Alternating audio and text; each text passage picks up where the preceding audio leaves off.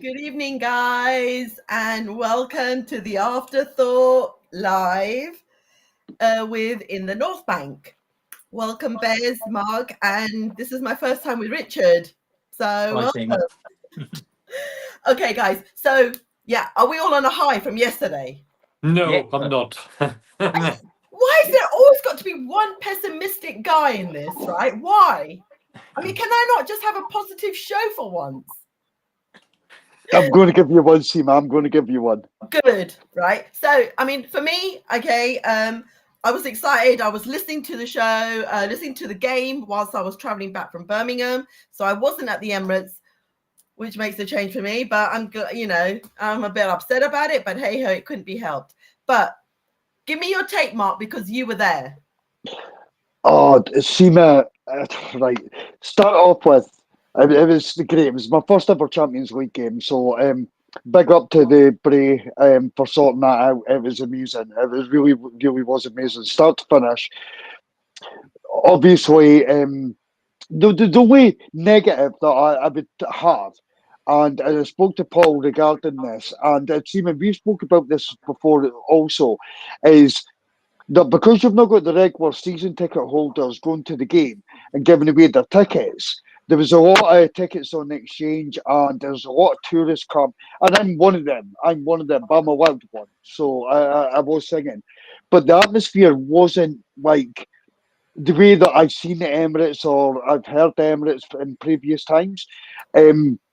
So on that was the only kind of negative I had. I felt that we didn't get we were under no threat during the game whatsoever. Declan Rice comes off, he comes up with a goal within a couple of minutes, which was fantastic. It boosted his confidence. I think his shooting's been off slightly in recent weeks. Um, then obviously Havertz gets a goal again. Havertz needs a confidence boost.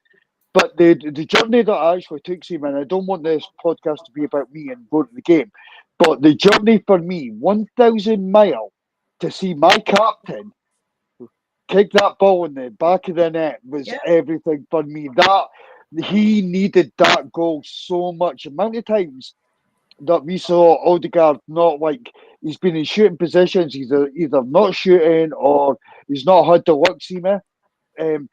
But that for when he scored that goal, that for me was just icing on the cake. And I think that we are 99% qualified now. Yeah. We don't have to go through. Statistically, we've qualified. Well, Yeah. we need a 1 point. Yeah. Because and even then, there are so many permutations if we lost that it's pretty sure. Opta says it's 100%, but it's never 100% when if you lose and other teams win, they can drop you out. But it's really hard. It's going to be really hard for that to happen.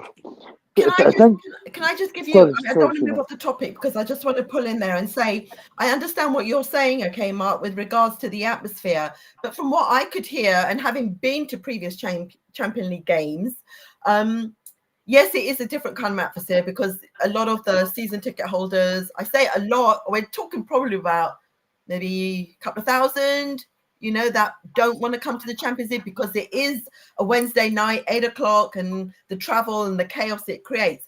But to me, it sounded from the radio that it was actually a better vibe than it was with the previous game. And you've got to remember, it's Dinamo Zagreb. Had it been PSG or Real Madrid or Barcelona, it'd be a totally different story. Okay. So, that atmosphere, I think they did bring it. Did you partake in the show? Because they told everyone to download this app, everyone to bring on their lights, and that was funny because Paul actually tried to set my phone up, but it didn't work. Okay. So I was linked up to do it. Yeah. But anyway, it was kind of glad because I don't get down, so I was able just to record it. So I recorded it on my phone while everybody else was doing it. Bit selfish, but it was But you know what? It was pretty damn cool. It really, really was pretty damn cool. To be part of it and in the stadium with that. It was like brilliant, and fair play for the club for following the footsteps of Coldplay. Yeah, why not? I mean, Coldplay could have done a better job. I've been to other concerts where they've done a really good job with the wristbands that they give you. So maybe that's something that Arsenal can look into. So Richard, what was your take on it? I mean, I take it, Yeah, well, yeah. I mean, I was watching on TNT, and I think a lot of this was coming from the Zagreb fans, but we started off in first gear, got that goal, and for the rest of the match, we probably didn't get out of third gear. The players looked like they knew the job was done, and they could take their time, and they would eventually get that second goal. And it was right. They eventually they got the second, and then they got a third. It was a controlled performance. You got players back in Ranieri and Calafiori. And Ranieri came on. You got Butler. DJ came on for his debut, only a couple minutes, but it's still a fantastic night for him and his family. You got Tierney on the field, so and you rested, got a good rest into players like Partey and that for the game on Saturday. So I think overall it was 3 points, decent performance, maybe a little bit more being clinical in the final third, but we know that's a problem for us, getting that final pass, getting that final shot away. But 3 points, good performance, players rested, and hopefully no more injuries to come out of it. So good evening, Emerson. It's so good to see you on. Yes, keep that recovery going. Everyone's with you, and look forward to having you on the show. So Bez, your take. I take it you watched from home as well? I watched the highlights because after work I could only Sunday. So I just caught up with the highlights, and BBC is always with their highlights being the highlights. Match of the day, Yeah, so it was nice to see. Talking about us, first of all, seeing us do well, professional job, clean sheet to boot. I wish Declan Rice scored the second goal, but that's me asking too much. I'm glad he rotated, as I said previously. I'm glad he rotated the way he did. Made sense, Go on, carry on. Some of his rotation, I wish we saw against Aston Villa. In my eyes, I wish he did it, but it was done at least yesterday. Yeah. But obviously we know with Champions League and with the Premier League, we know it's two different games, right? He's got to play two different ways. To me, what I saw and obviously heard was, I think the confidence that the guys got in scoring, so it brings back Havertz's confidence, it brings back Odegaard's confidence. It also brought back Martinelli's confidence because he was in the assist. So, that pass that I saw, I briefly saw it when I came back, and it was, oh my God, it was bang on target. Yet previously the commentators were making this comment about how, Havertz is such a high standard player for him not to get to the end of the ball. Now, what was your take on that, Richard? Watching it live and seeing him, do you think he could have done better, or was it the fact that the pass was just not good enough? I looked at it as that they didn't get into the position quick enough. It was the ball was quality, and it's just you have to gamble a bit sooner and realise that that's a real possibility. So I'm of the thought that you should have gambled and got onto. Made an effort to get on the end of it, because it makes the pass then look, oh, that's overhit, when actually it was a really decent pass. Your take on this, Bez, do you think that's something that they're practicing? It looks like it, yes, because you can see more of the midfield now is going up front. Like, they know when to attack certain areas that probably started the season we didn't have. That say Declan Rice admitted afterwards he prefers to play as a number 8 or rather number 6. In my opinion, yes, because he offers more attacking going forward than he does going back. Okay. Does that make sense? No, it makes perfect sense. And how do you think it fared between Martinelli and Jorginho and Trossard? Because obviously, am I correct? Because obviously I haven't watched it. Did Martinelli play the entire game? I believe he did. I thought he came off for dead 3 minutes from time, didn't he? Right. But he played 99% of it. And I think, according to the, obviously them talking, it sounded like he did step up. Yes, that's a couple of goals and a couple of assists now in his last few games, isn't it? So, yeah. Whereas he's already beat last season's tally, like he's tally, yeah, and he's still got. We've still got plenty of games to go. So he has improved from last season. Yes, we'd like more from him because we know how talented he is, but it's a work in progress. Do you think this game was almost like a rehearsal? Yeah, probably for Wolves. They had no interest in attacking unless it was on the counter, and they weren't good enough to keep hold of the ball, and that really hurt them.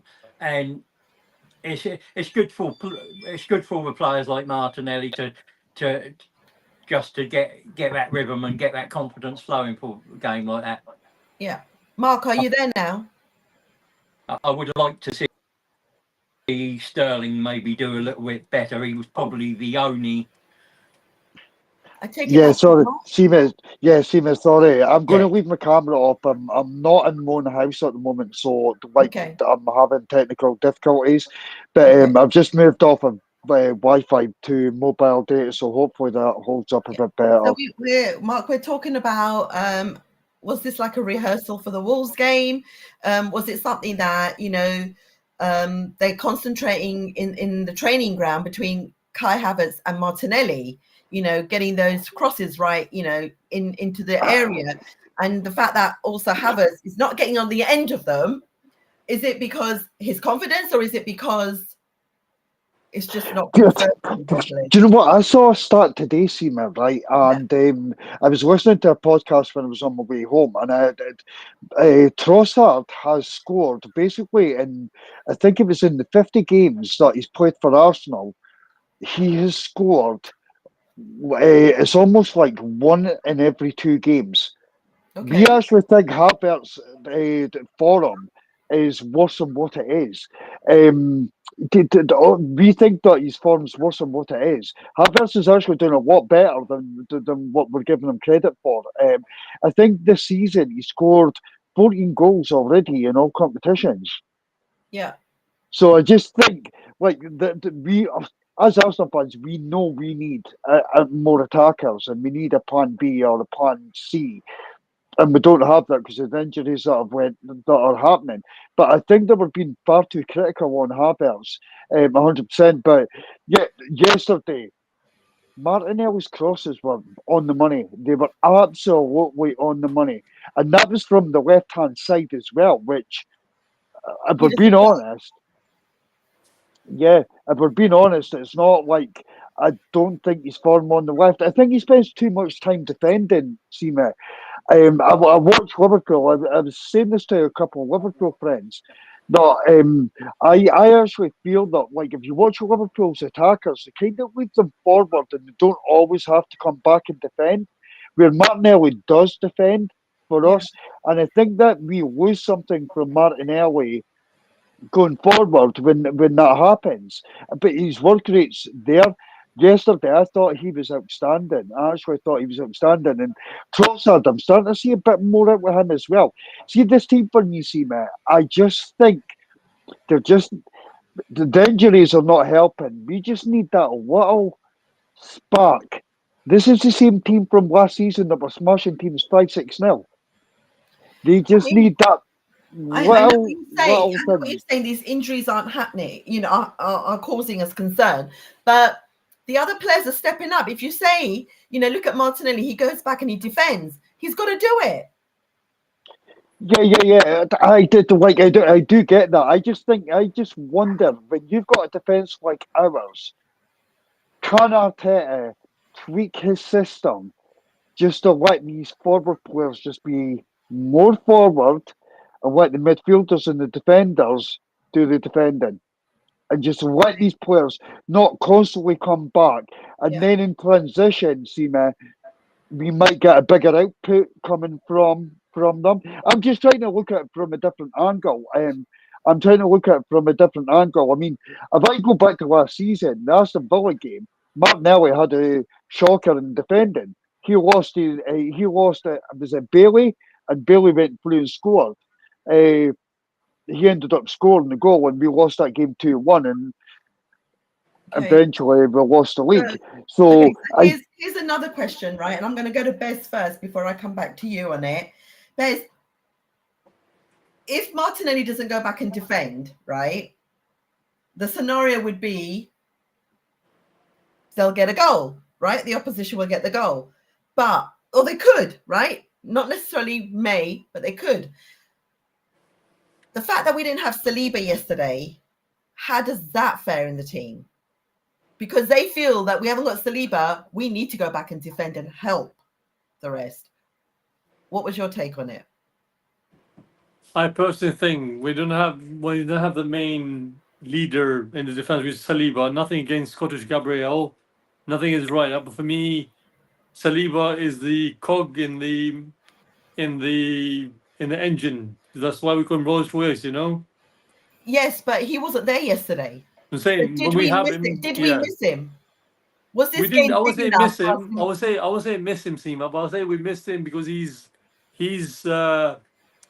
presence is instrumental, because he's enough. For me, I love Gabriel, but I'm more Saliba fan, a little bit more, because Saliba was more in the air than Gabriel does. Gabriel offers more of the scoring side of it, but Saliba offers that, that shield in front of Gabriel or behind Gabriel, if that makes sense. Yeah.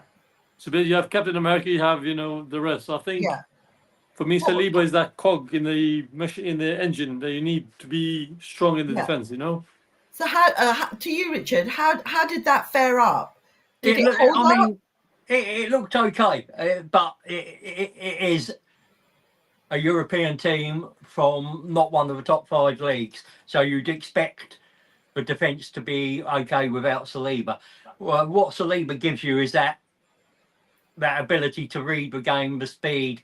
I liken Gabriel to sort of an Adams, and more.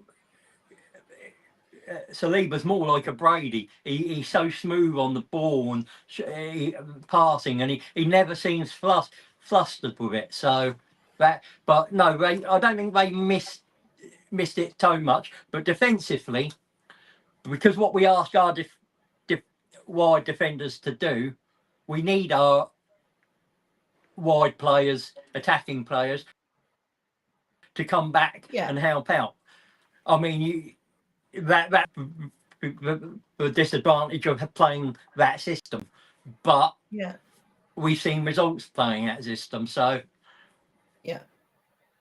now, obviously through the game, I don't think we actually had any. What's the word I want to look? Any targets on the set pieces? Go on, Richard. Well, I think we had, but there was a lot of pushing. There was a lot of dragging about, and there was a couple of times there. I mean, Gabriel got his head to the ball. One went over, one went wide when it should have gone in, and it should have gone in because of his reaction to it as well. But I think at the moment it's not happening, is it? No, we're just overcomplicating it and maybe teams are starting to figure out a little bit. But we had one against Villa where Havertz got pulled down, was being pulled down and pulled left, right, and centre by Martinez and Mings. Yeah. And it never ended in a penalty. And again on the what was frustrating for me watching. I don't know if Bez was the same, but I was there. an Arsenal player got pulled down or fouled, and then some of them were nasty where they actually kicked the player. Yeah. But as soon as you touch them slightly, they're down rolling about, and then their number 5, Demi, was going to the ref, book him. That's a foul. And they were like snowflakes if they got tackled. Yeah. But they were quite willing to dish it out. Yeah. And also, I've noticed that most of our set pieces, right, we're not finding that net. And yes, teams are sussing us out. So why, like we say with everything else, why is there never a plan B on it? Why can we not try and do something different? Or is it just that they're so comfortable in doing it? I think they have multiple ones, but you've lost 50% of your attacking impetus when you've lost Saka, because a team can go to the left and you've got Rice, but if you put it out again and it's from the right, you had Saka. So you were having to concentrate. From the right hand side at the moment, you've got Odegaard, and maybe his deliveries aren't as pinpoint as Saka's, because Saka's been doing it more often. Give him a few games, that'll change, and he'll get into a rhythm, and he'll get used to making those calls. But what was your take on it, Mark? I mean, were you frustrated that we didn't get more than 3 goals? No, do you know what, Seaman? No, I didn't feel that we came out like second gear, if I'm being honest. And like, but you know what? I kind of think it was maybe that was part of, like, when it come back to the atmosphere within the stadium. There was atmosphere, so don't think anybody watching this thought there wasn't atmosphere. There was atmosphere, just not as hot as what I would have expected. But I think that I just think that the team were in so much control. See, honestly, it was never under any threat.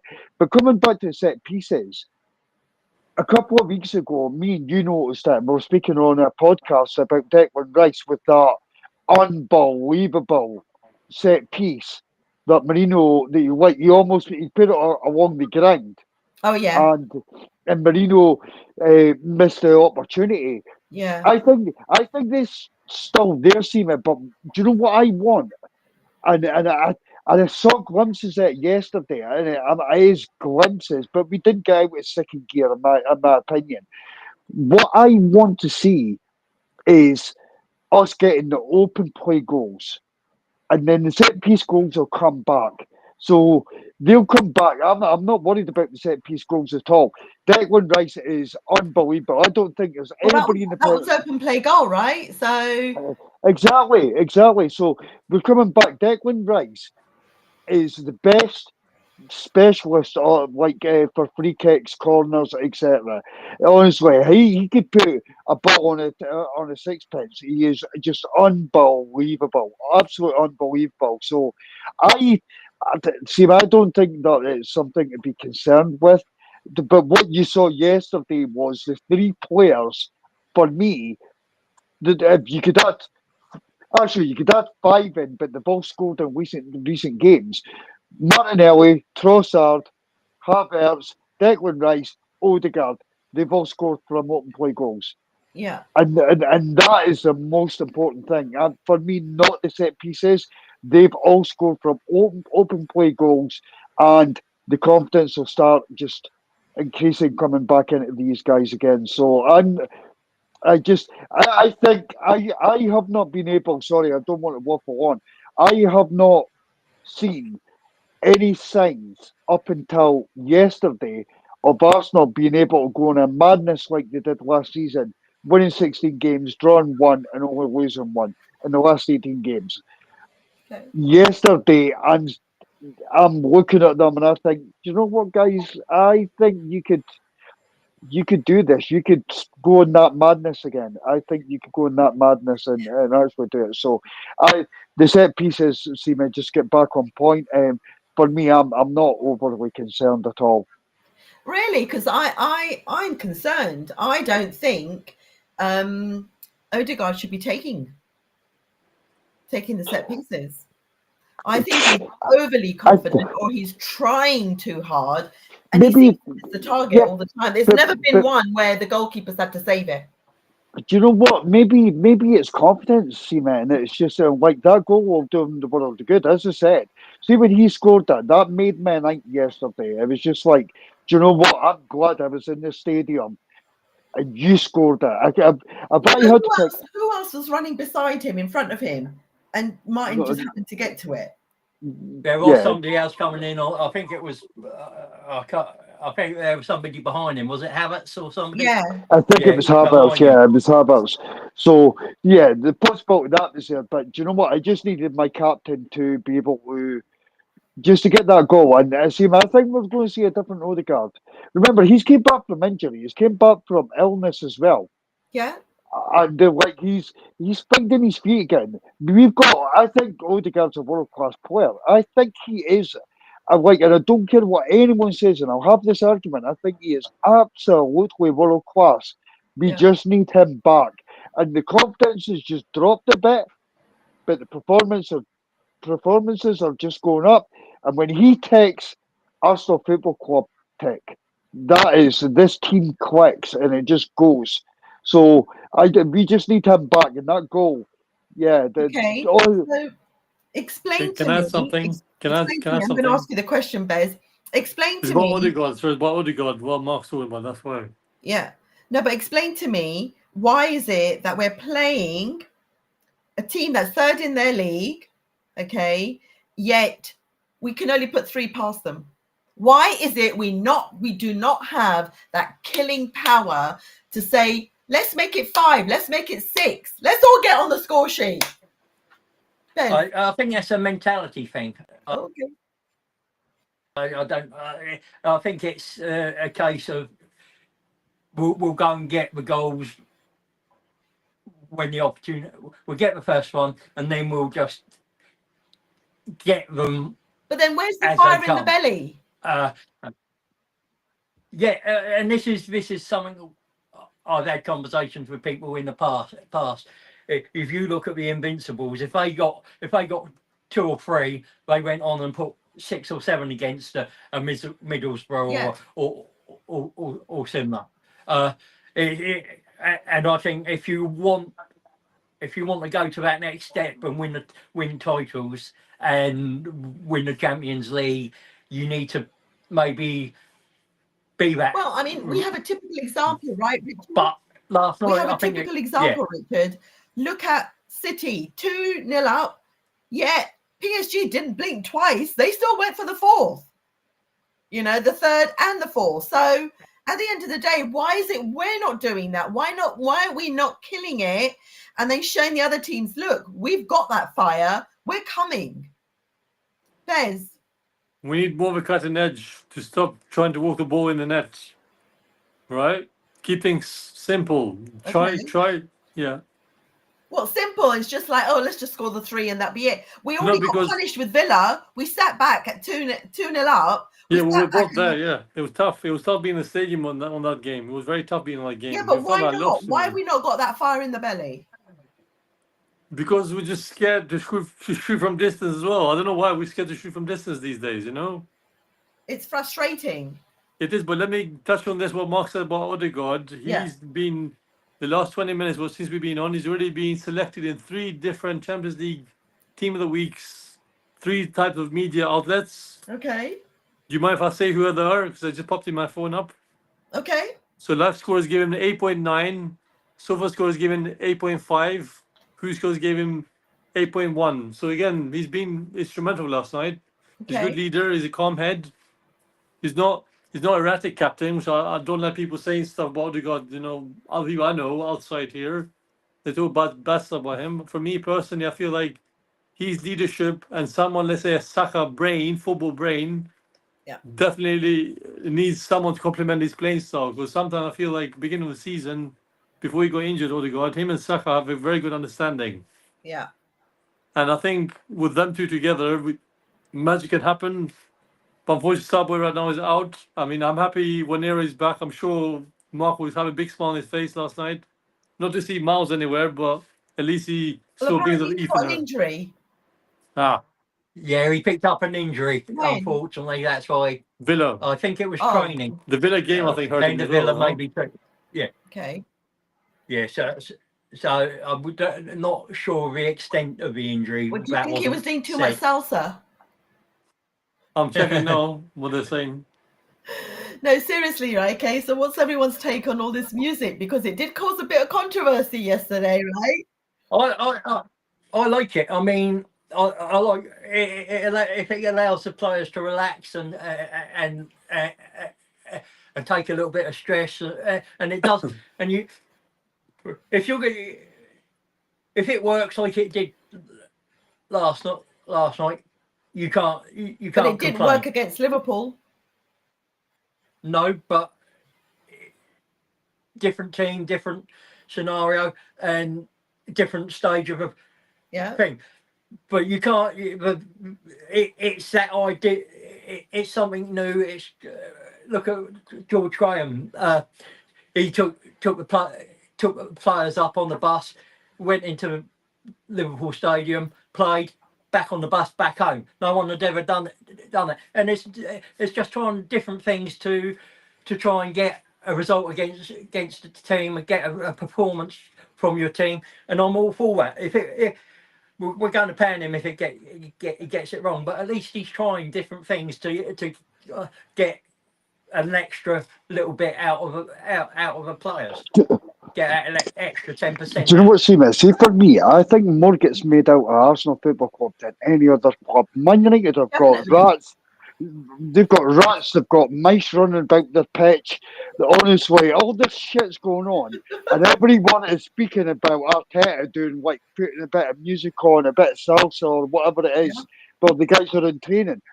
Trossard came out and he said, "I zone out for a minute. Don't even listen to it." But other players are motivates them and it gives a different kind of energy. I'm delighted that my coach is doing that. I'm delighted that Arteta is doing that. Keep weeping, guys. Keep weeping. Honestly. In Trossard's interview, do you think he already hinted why that music is playing? Sorry, I didn't catch. No, I didn't watch the interview. So, I saw Arteta. Well, I read what Arteta said, and it was just at different stages of the training. I think the point that I took, and I don't know if I'm right for this or not, but if they put the upbeat music and that on, it kind of intensifies the training. Okay. That's what I kind of got from it, but I didn't actually see the full interview. So, I mean, if you look at if you look at there are certain clubs, especially the European clubs, where they have a drummer who drums a beat to sort of get a rhythm for a team to play to. Yeah. So it's not an unusual idea, but it is to see it in training maybe. But the idea that you get a different rhythm of playing and a different players react to different styles of music and different beats, that whatever gets them to work. Or is it that obviously that type of music was about how they're Italian? I mean, I know it's Spanish music, but what about because the fact that it's an Italian manager, so his role of play would be kind of like how the Italians play, right? So could it be for them to be focused on it in that way? He's utilized that music for that kind of play. I mean, I'm just trying to think out loud.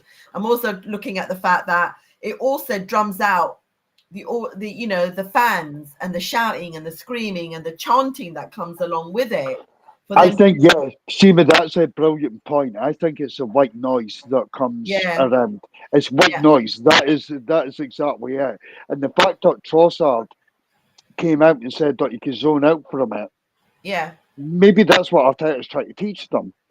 But at the same time, the guys that aren't zoning out, maybe he's just intensifying the training sessions. I watched the interview for Dennis Bergkamp, my favourite player of all time. But Dennis Bergkamp, and they were talking about I've almost lost my train of thought. They were like, I've lost my train of thought there. Man. They were talking about how do you know what? I just think the players at times, Ramsdale admitted it when he was at Arsenal, that there was times that his concentration levels were never there. Yeah. And I just think, at this moment in time, if Arteta's coming up with new ideas and thinking in new ways to try and get the team back to what they are, because let's face it, Seaman, we're probably this season hardest start to the season that you could ever have. All the hard away games that we had to play. We've had serious injuries.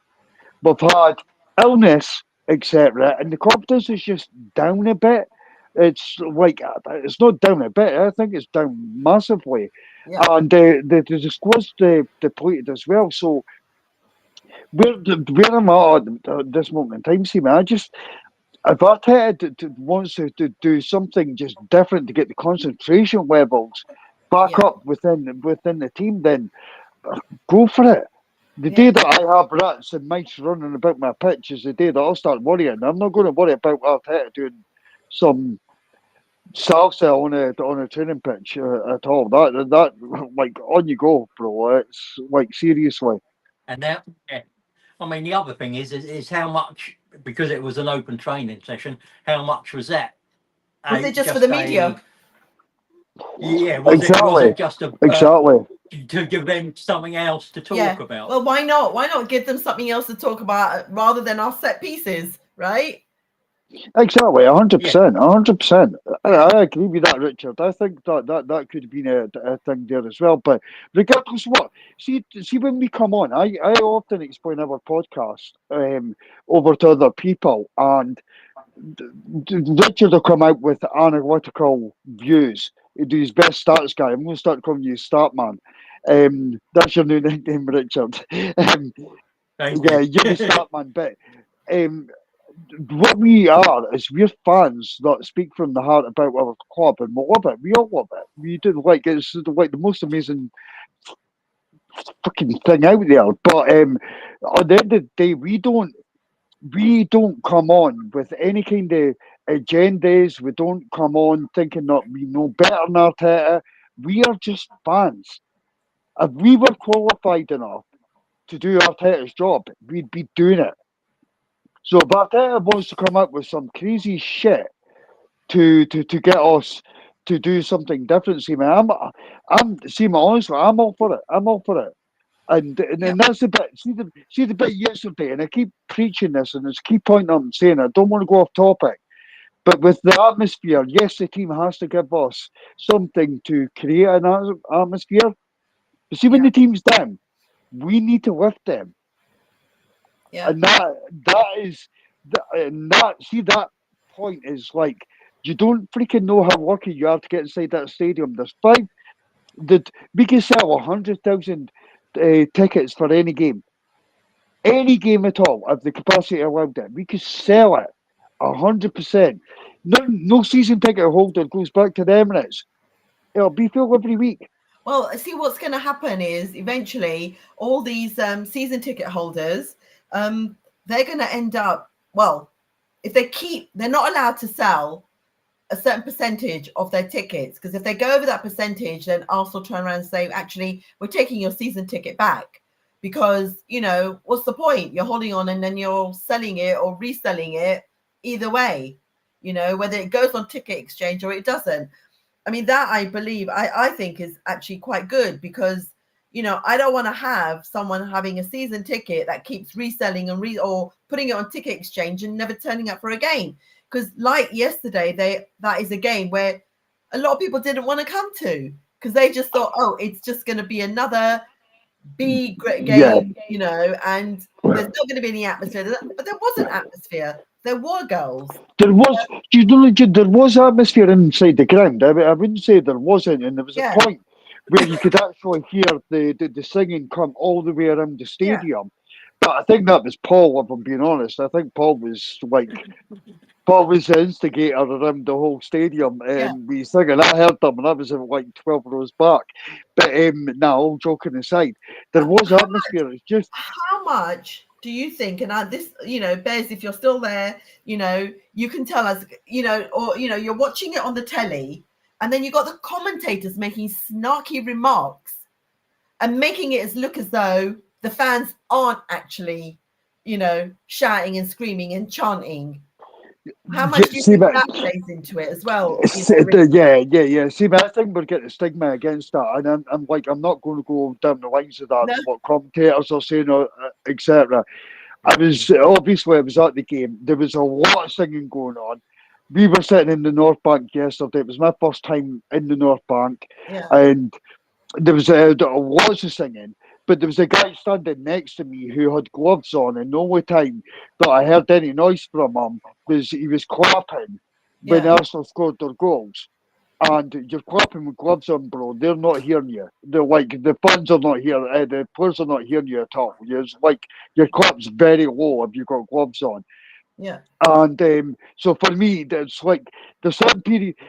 We're going to do a podcast on it, see, man. I'm really pushing out with Paul to do it as well. It's a bit against KSE, but I think that you're right. The show, Mark. I just want to get Richard in on this, on the question that I asked, Richard.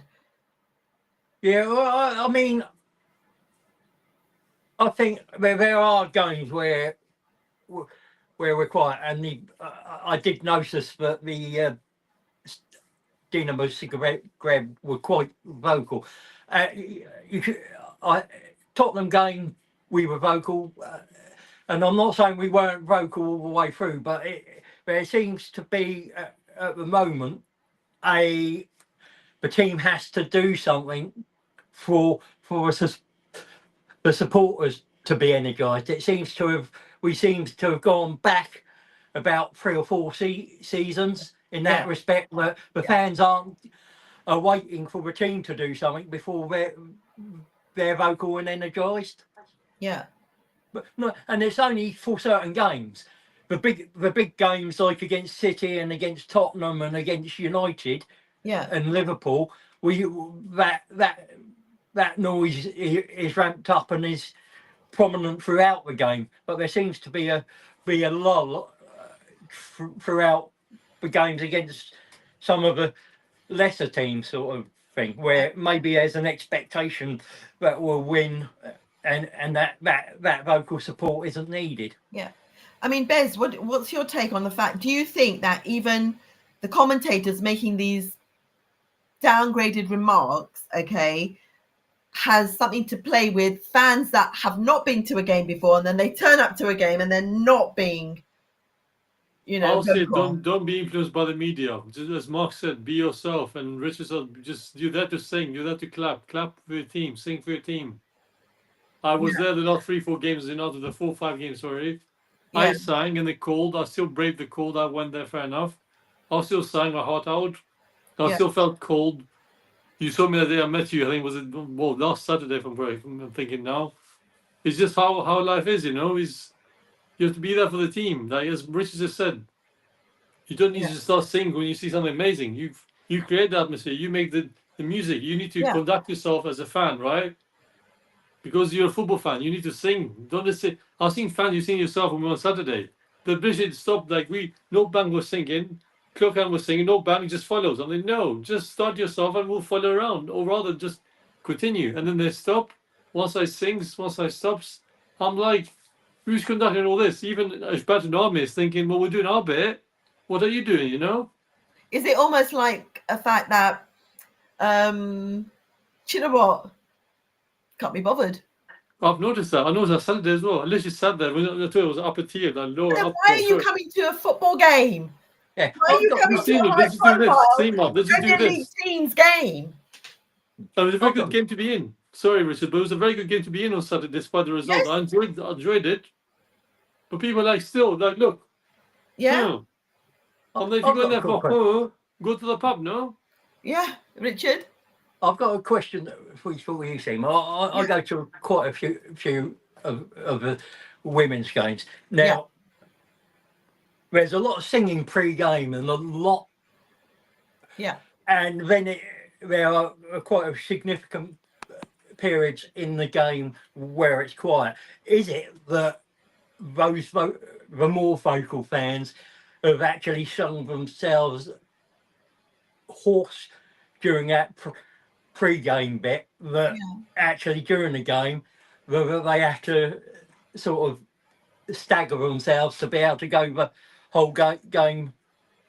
I think it depends on the level of the crowd, because you can go to the Emirates and not have a whole stadium. You could only have maybe 20,000 fans. But when you're in Boreham Wood and they're playing over there, they are constantly vocal. I don't know if you've noticed that, but when I've been and I've noticed I've only been to Boreham Wood a couple of times, and that was many years ago. I haven't been recently because where I live in Portsmouth, I've got to get a train to Waterloo, and then I've got to get getting on the underground, and then I've got to get a bus to the stadium now because of my health condition. So it just makes it really difficult for me to get to Boreham Wood now.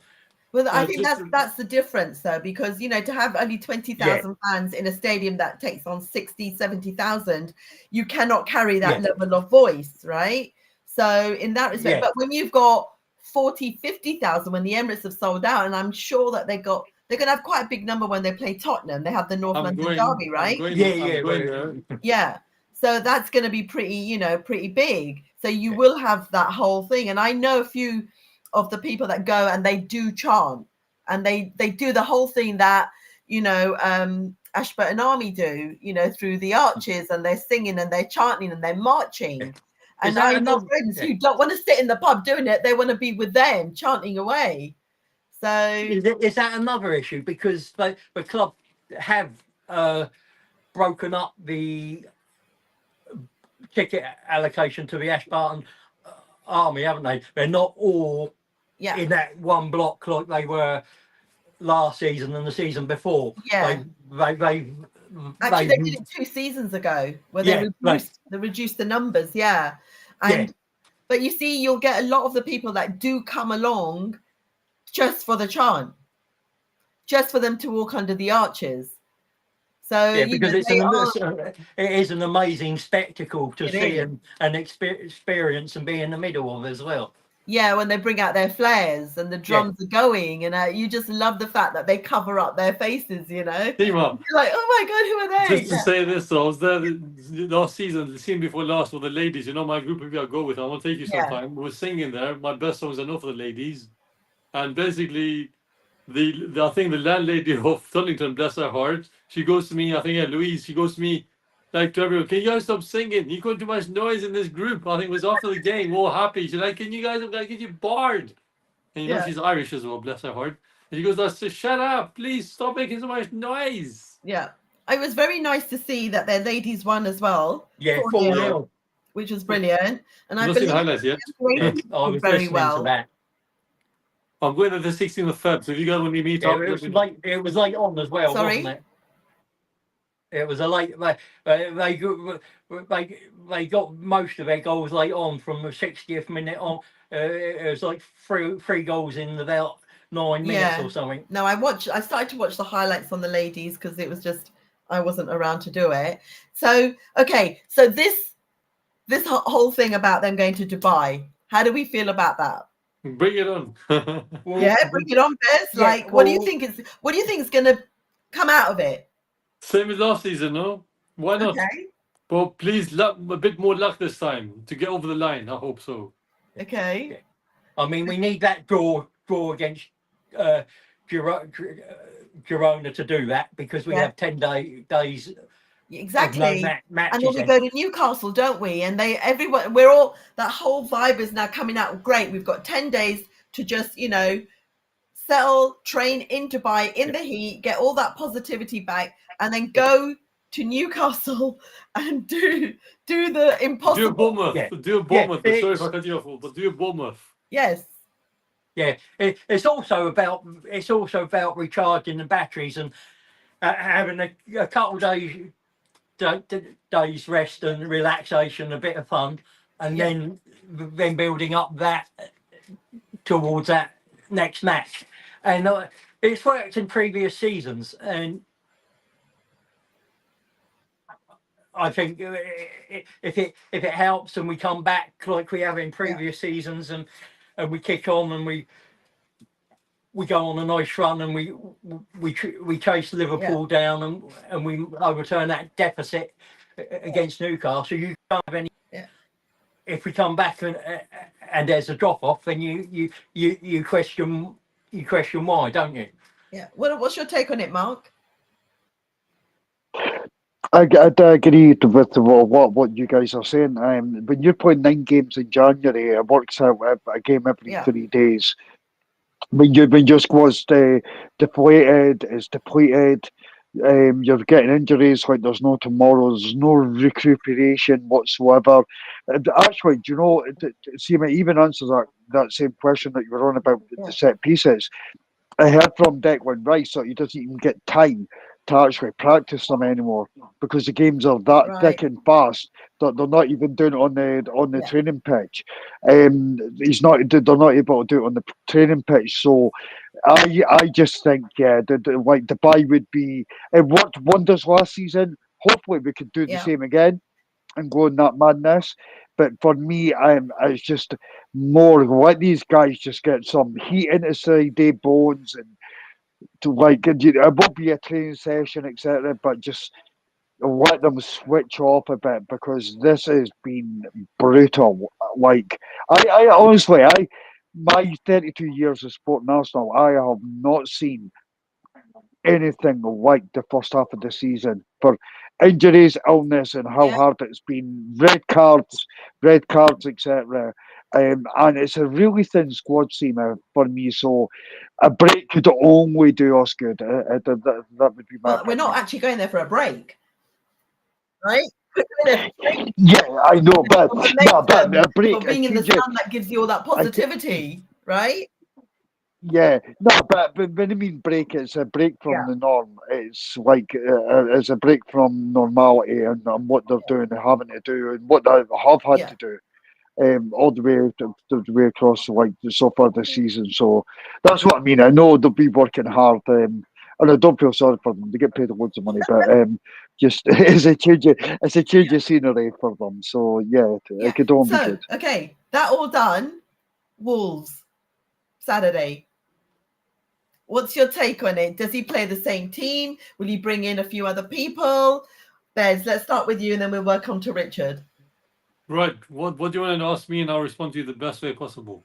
No, I'm asking you about the team. I mean, who do you think he's going to put out? The same team? Or is he going to switch it back, bring on Partey because he rested him, Yeah, but if he brings back Partey, then I'll say this. Don't play him right back. Simple as that. Don't play him right back. Yeah. Don't play him. Well, Saliba's meant to be back, right? Or is he coming back for City game? Well, City game is next weekend, no? City's it's on the 2nd. Yeah. I think he's he's making progress, but they're not sure he'll make it for Wolves. They're hoping he will, but they're not 100%. They'd rather have him back for City than Wolves. Yeah. Okay. Go on. So protect Partey. I think don't play him right back. I want to see similar team to last night, almost the same attacking threat side of it, playing the best 11 in the best preferred positions. No messing around now. If you want a score prediction, I'll give you a score prediction as well. My eyes, what I want. All right. What's your score prediction then? 2 birds killed with one stone there. 3-1 for me. 3-1. Okay, excellent. Richard, what's your take on the team that he'll put out? Well, I think he'll go strong. I mean, it's whether he puts Timber at centre back, and because he didn't do too badly there. Like, it was two lapses of concentration against Aston Villa, and then you party at right back. I think the thing will be, he'll probably put Martinelli on the bench and have Trossard start and Sterling start again, and then with Nwaneri and Martinelli to come on, and then drop Jorginho to the bench, Royce DM and Marino as your left day. That's how I think he'll do it, and it'll be. Yeah, and you might even put Tierney at left back if Skelly isn't fit. Yeah. I mean, I know I want to say that there's a reason why I didn't touch on Sterling today, because I'm not a big fan of his. But Mark, what's your take on the team for Wolves? How dare you? I kind of agree. See, the only thing that I would like Arteta to do, he's not scared to put a right-footed player at left back. So why not be scared to put a right-footed player? Sorry, a right-footed player. Right-footed player at left back. Why not be stop being scared to put a left-footed player at right back and like the opposite to it. And I think that is kind of needed. Kippier came in. He made a couple of mistakes yesterday, but I think his confidence is shot. I think Arteta's done his confidence. But Kieran Tierney could actually play as a centre back as well. Hopefully Ben White is very close to getting back into the squad as well. Thank God. Well, because he's now training on grass. Right, excellent. So the quicker we get that back, but yeah, for me, see, mate, like if the right back's the issue, I don't like as Bess said and Richards as well. I don't want to see Thomas Partey and right back again. I'm like, honestly, that's sort of nigh. Just please don't do it. We know the outcome, Arteta. You know what? He's arguing with people in the press regarding it as well. He's getting asked questions on it and he's trying to defend it, and it's like it's just not working. It's not working. So if we've got all these left-footed players, you're just going to have to take the risk and put one of them out. Jorginho will be dropped. I don't think Jorginho's got the legs. Thomas Partey was rested, so I would imagine Thomas Partey will come back into the midfield. Declan Rice is a soldier. He would motor on, or we'll maybe see Partey and Marino, and maybe Declan. Maybe Declan comes back into centre back. There's an option. Like if need be, if that's like if it's really that bad, we could pull Declan back, put Partey, Marino in there, and up front definitely Martinelli. Form showed. Okay. Put him on the left, Trossard on the right, Havertz up top, and Sterling back at Chelsea. Let's not touch on that, but so I'll even drive him if he needs to be. The guy's shit, by the way.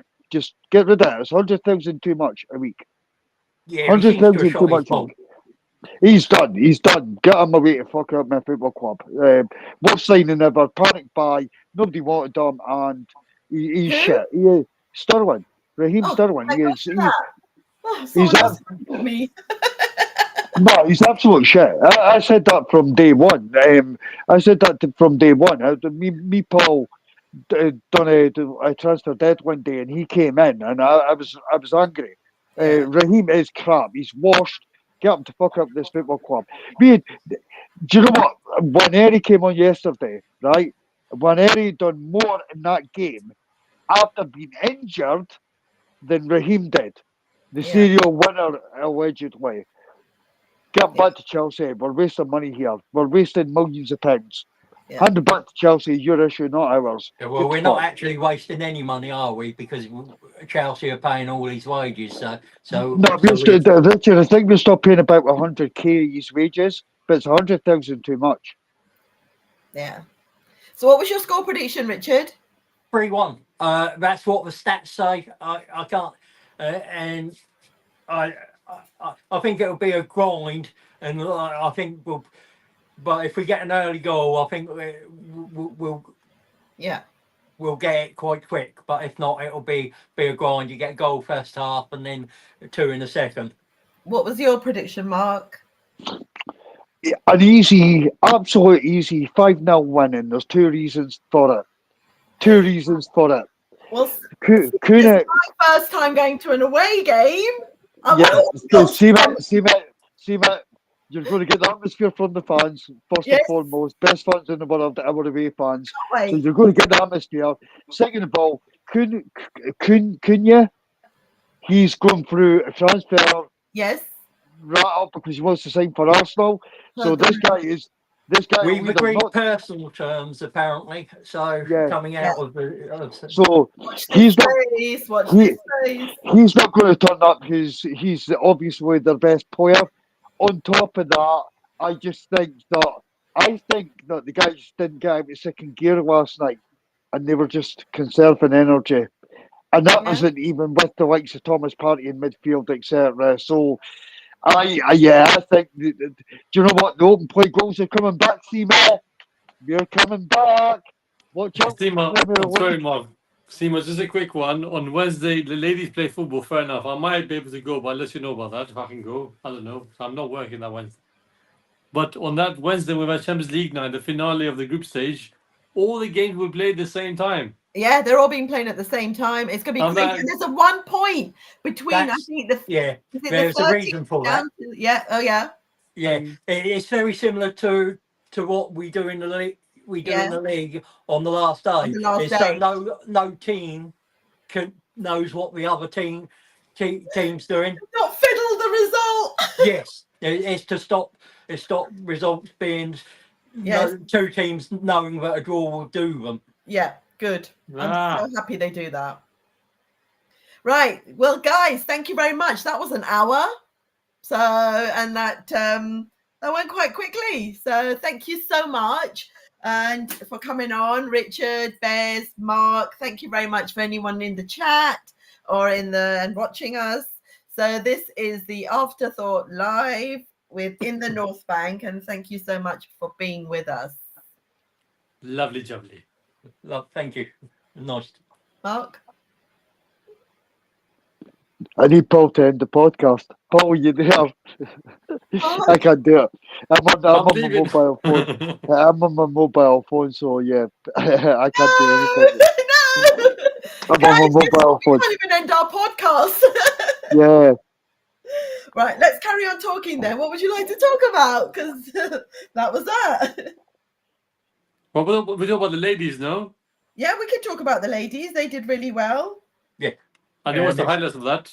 Can you remind me who the goal scorers were, Bez? I didn't watch the game. Oh. Cooney Cross. McKay. Careful now, don't say anything bad words.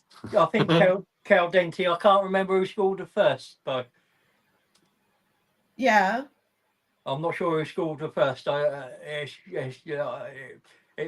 haven't got it on my laptop. My laptop's not with me at the moment. Yeah, do you remember during the in one of our chats we actually talked about the young 15-year-old that's training with the first team? Yes. I was hoping that he would have had him on the bench yesterday. Oh, by the way, who was the player of the match? For me, I think you've got to probably look at Rice or even